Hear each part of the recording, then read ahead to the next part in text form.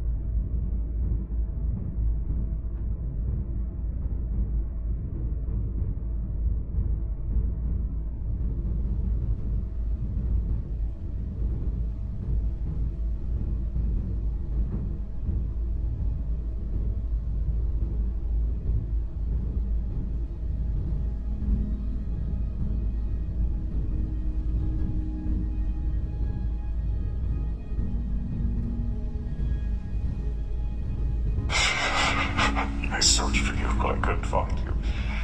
I can't wait for you to come home. I have to leave immediately. I'm going to gather all the recordings I've made so far and put them where I know you'll find them. That way, at least you'll know why your father disappeared so suddenly. I only hope that she doesn't try to get revenge on me by harming you. I don't know when I'll be back. I don't know if I'll be back. I don't know if she's willing to cross oceans to hunt her prey. If she is, I'll try to lure her into a trap, try to expose her true nature in front of the police. It's my only hope.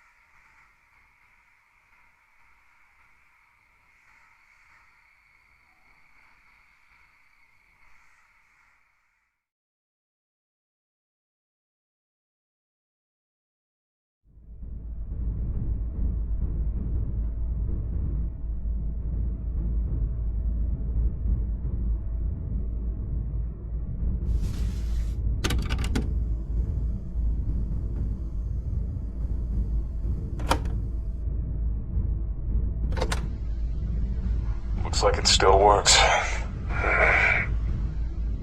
As long as it's recording, I suppose I might as well say something. How long has it been since I last used this thing? It's been at least 2 decades. Almost 3. Those were better times. I was so young back then. My future seemed so bright. I remember following my dreams. I remember a promising career. I remember being happy. If I could turn back time, what would I do differently? I know. I know exactly what I should have done.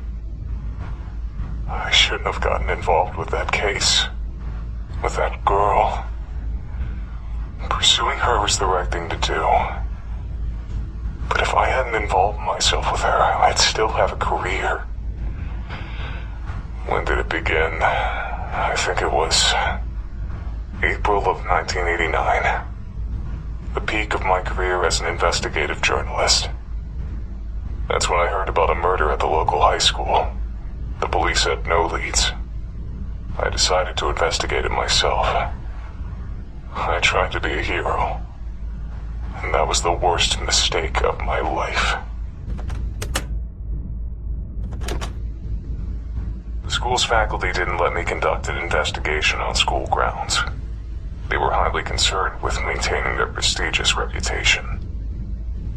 They didn't want any police or journalists snooping around and ruining the school's image any more than the murder already had. Or maybe they just had something to hide and didn't want the authorities to find out. To this day, I still don't know how the school managed to convince the police that any crime that takes place on school grounds can only be investigated for 6 hours maximum. I heard a rumor that the school's headmaster bribes the police department to expedite their investigations as much as possible. There were a lot of unsavory rumors about the school's headmaster, but none of them proven to be true. Because I couldn't work around the school, I used to gather information by interviewing students outside of the school gate when they entered or left the school. It was at this point in time that I noticed a peculiar girl who was quite obviously stalking one of her seniors. I decided to keep my eye on her, and before long, I began to observe some disturbing behavior from her. From the school gate, I witnessed the girl do more than just stalk an upperclassman. She stalked any girl who spoke to him. Through student interviews, I kept tabs on what happened to those girls. They became the victims of bullying, were expelled, and in some cases, stopped coming to school.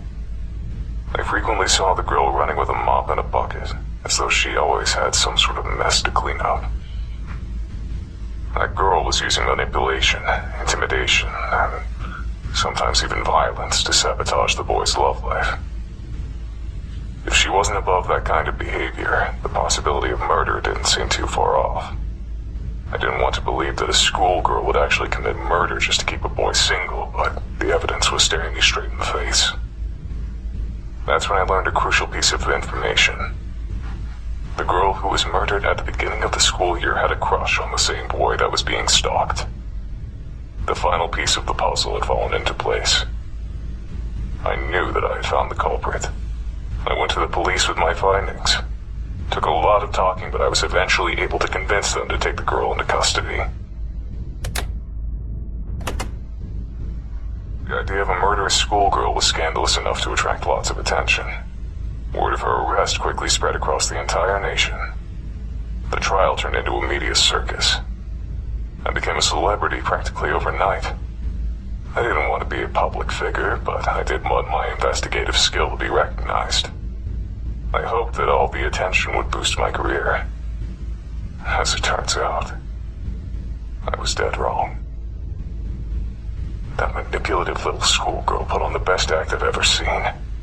She cried nonstop, feigned ignorance at every opportunity, and had an excuse for every accusation leveled at her. The court fell in love with her, the media fell in love with her, the entire damn nation fell in love with her. She called me a dirty pervert who enjoyed leering at schoolgirls. She called me a fame-seeking yellow journalist. She claimed that I only accused her of murder for sensational headlines. The court bought every word of it. The day the judge declared her innocent, the entire country celebrated like it was a damn holiday. From that day forward, I was a national disgrace. I was known across the country as a lecherous journalist who stalked schoolgirls and tried to throw a girl in prison to boost his own career.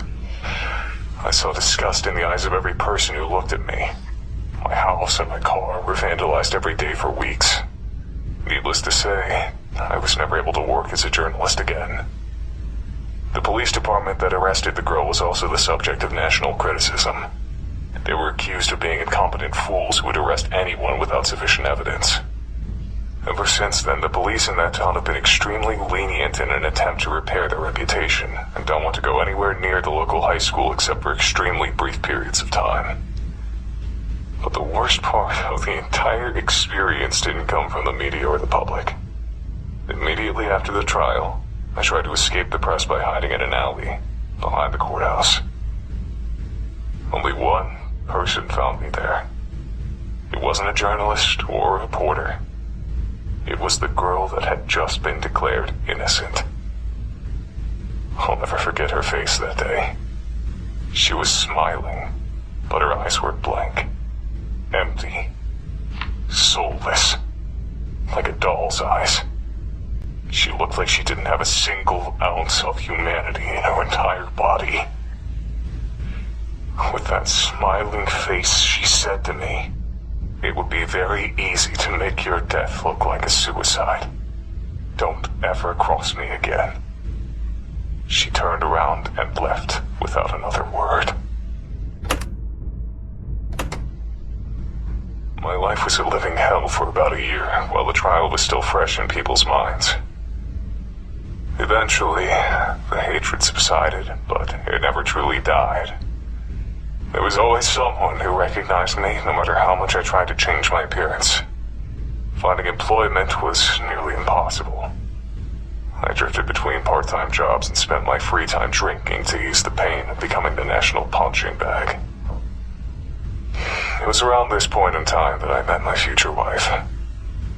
I still don't understand what she saw in me. I was an absolute wreck, not to mention the laughingstock of the entire country. But as soon as we met, she wanted to spend every waking moment with me. She wouldn't let me out of her sight and got possessive if another woman so much as looked at me. I quickly came to depend on her for everything. It wasn't long before I couldn't live without her. I certainly wasn't in any state to take care of myself. I was like an adult-sized baby, helpless and vulnerable. Who knows? Maybe that's what she was attracted to. Maybe she just wanted to experience the sensation of owning a person. Maybe she wanted to keep a human pet. Maybe all she wanted was someone who she could emotionally depend on. Even after all these years, I don't understand why anyone would waste their time with a man like me.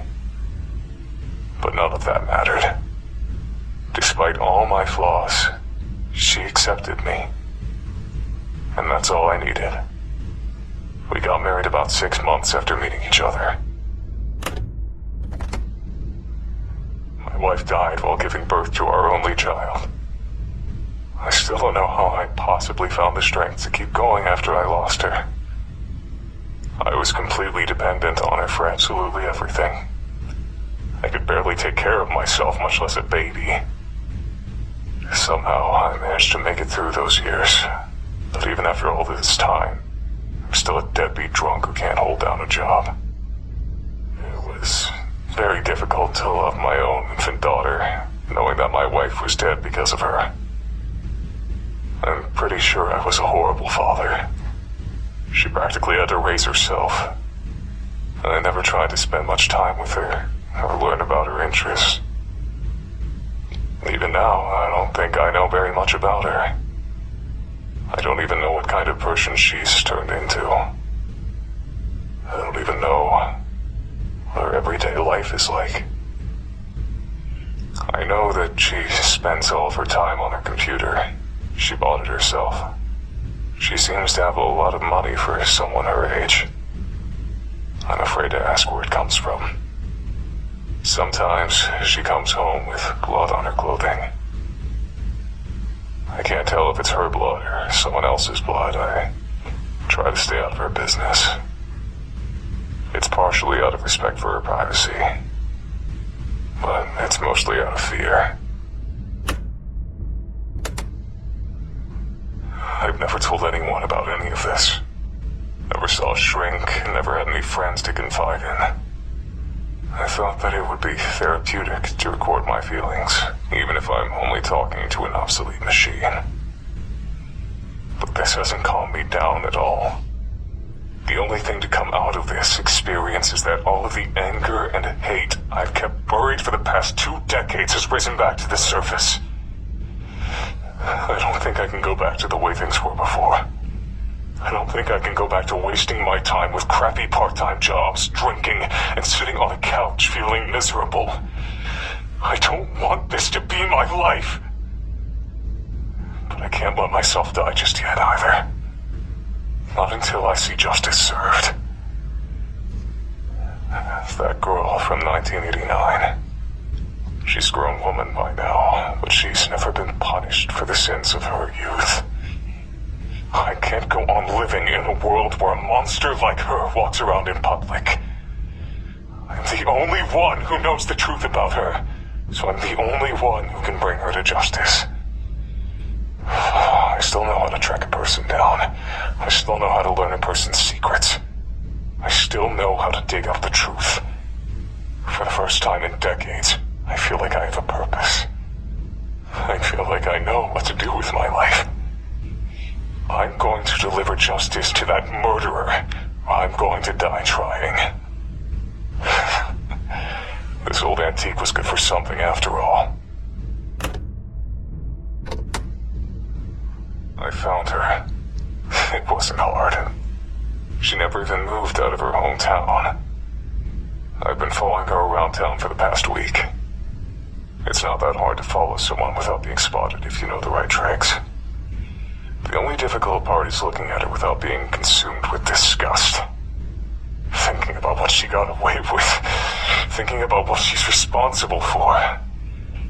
It almost makes me go blind with rage. This whole week, I felt like something was wrong. Yesterday, I realized what it was.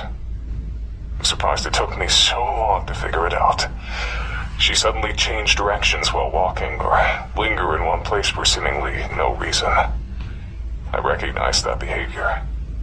It's my own behavior. I know what she's doing.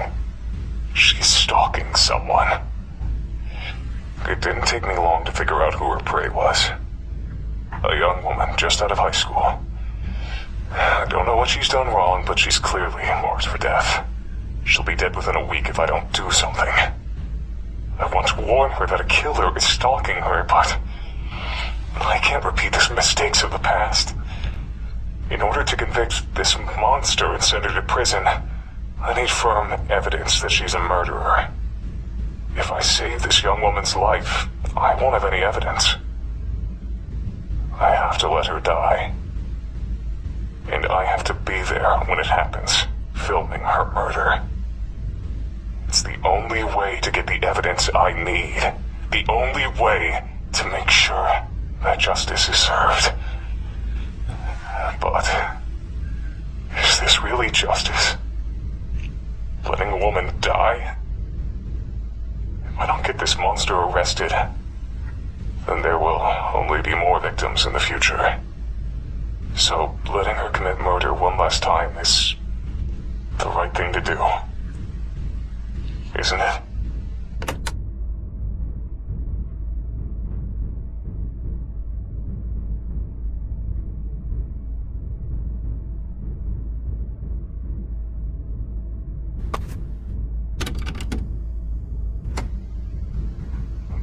I'm a goddamned fool. I got sloppy. She caught me. I followed her into an alley, lost her in the shadows. Then I heard her voice from behind me. Long time no see, Mr. Journalist. I turned around and saw her just inches away from me. She was smiling.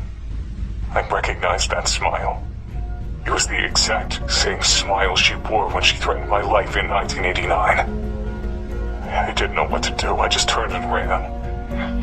I've broken a truce that lasted almost 3 decades. She knows I was after her. There's no way she'll let me live. I'm doomed. I can't go to the police. I'll sound like a babbling lunatic without evidence, and right now I don't have any. Even if they do listen to me and investigate her, they won't find anything. My only option is to leave town. No, it's worse than that. I have to leave Japan altogether. I searched for you, but I couldn't find you. I can't wait for you to come home. I have to leave immediately. I'm going to gather all the recordings I've made so far and put them where I know you'll find them. That way, at least you'll know why your father disappeared so suddenly. I only hope that she doesn't try to get revenge on me by harming you. I don't know when I'll be back. I don't know if I'll be back. I don't know if she's willing to cross oceans to hunt her prey. If she is, I'll try to lure her into a trap, try to expose her true nature in front of the police. It's my only hope. I know you can take care of yourself. If I had more time, there's so many things I'd say to you, but I can't. Not now. Stay safe.